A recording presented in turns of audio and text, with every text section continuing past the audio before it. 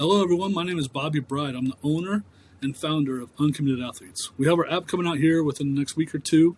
And with that, make sure you subscribe to our YouTube channel so you get more videos on how the app works. Also, there'll be postings on recruiting topics that you may have questions about, or I'll have other questions about scouting and recruiting for either college coaches to help them or as players and parents to help on your visits. The first topic I'm going to have for my recruiting series is 5 questions to ask on your next college visit. Okay.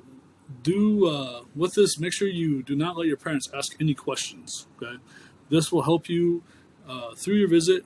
These questions that I have will have the college coach talking for the whole hour that you're there, or 30 minutes that you're there.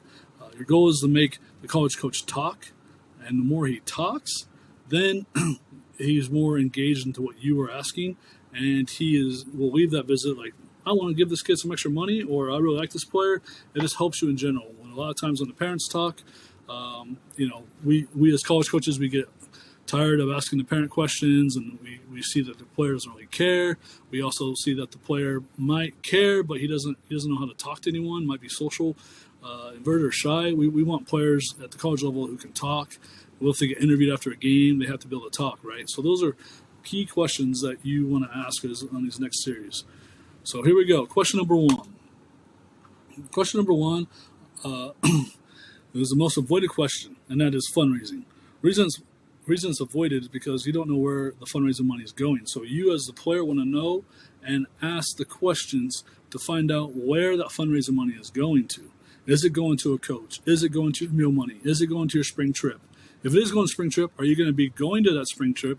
Because a lot of times you might fundraise for your spring trip and only 30 guys get to go out of 50 guys on the roster, and you don't get to go, but you already raised your $500 or $1,000, right? So those are questions we want to know.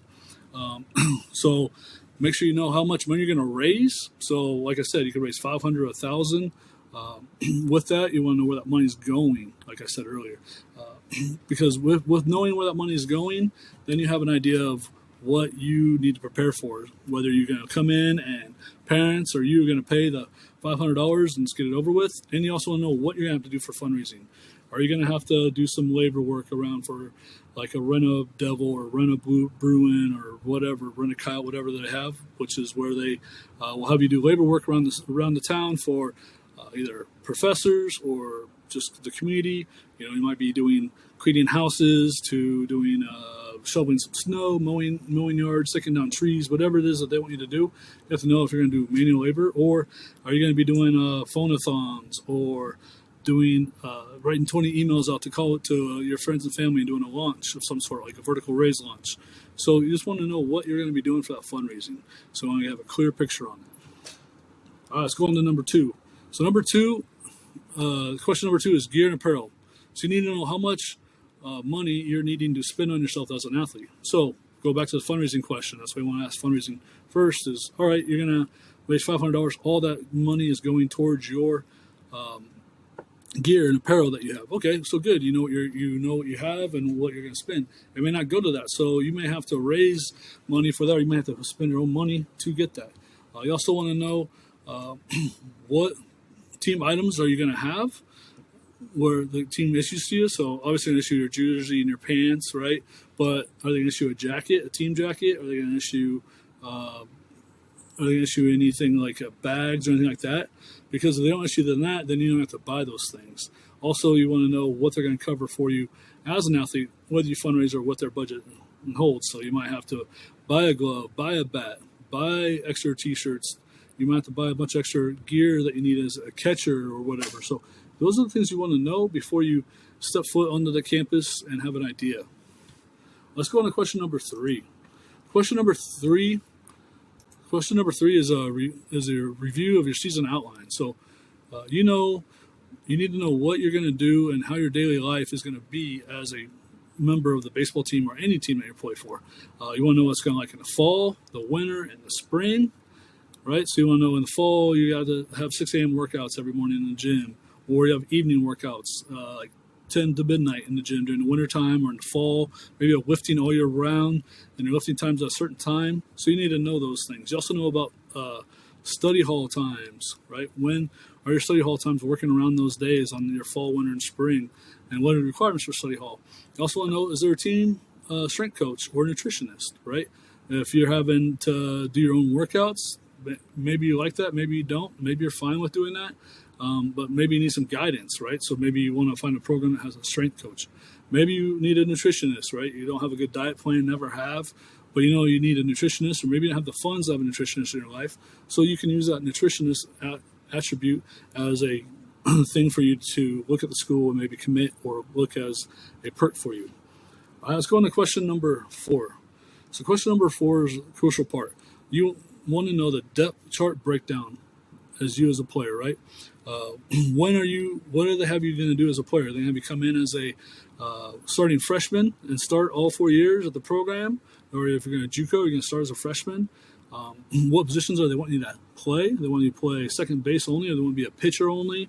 Are you going to be playing in 2 different positions, right? So you need to know that.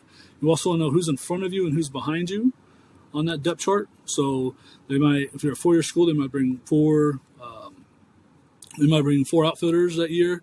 3 are JUCO and you're a freshman, right? So you know you're not going to play as much. And then you also want to know the pitching side, like if you're a pitcher, where are you going to be on the depth chart? Are you going to get innings at all? Are they going to have you in relief? Or are you going to be a starter for them? Are you going to be a closer? You need to know all those. So the future plans of the position is huge. And you also want to know how you're going to contribute to the team. Are you going to be that guy who gets to travel every weekend? You may not play, but you get to travel on the road trips, and you're guaranteed that travel spot.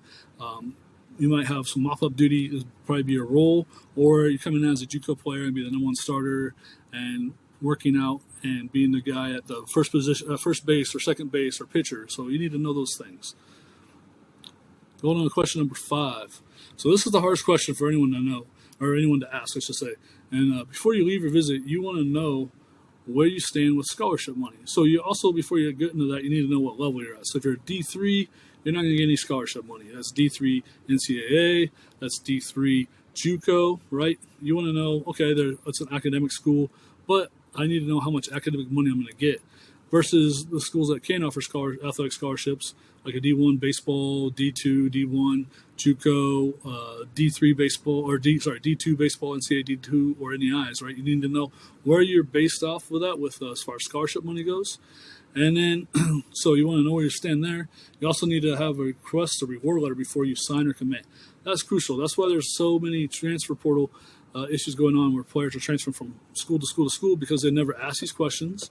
They didn't know any of these topics that we're talking about, and they never got a reward letter. The reward letter allows you to see where your money is going towards tuition and books, percentages, maybe amount-wise that they're going to give you, and then you have an idea. Okay, I'm going to have this amount of money. I'm getting a Pell Grant. I'm getting federal aid. I'm also not getting a scholarship my first year, but the coach said I could get a scholarship in the athletic side on my second, third year, and those type of deals. So that reward letter is going to break down your scholarships, fees, and tuition. So those are the keys to the 5 questions you must ask on a college visit. Let's go on and make sure that you subscribe to my page. With that, it's Uncommitted Athletes for YouTube, and I'll be posting this on other social media, but subscribe to learn more, and I'll be posting more about the app. I'll have app breakdowns of how to work the app. So if there's any questions you have on the app will be coming out in a couple weeks. Also with that, I have a website called uncommittedathletes.com. You can get on there and sign up for recruiting talks. You can do recruiting videos, player evaluations through us, and then you can also be a verified facility and sign up and get your team on our app. So anyways, we have lots of things to get you exposure. So thank you for your time. See you later.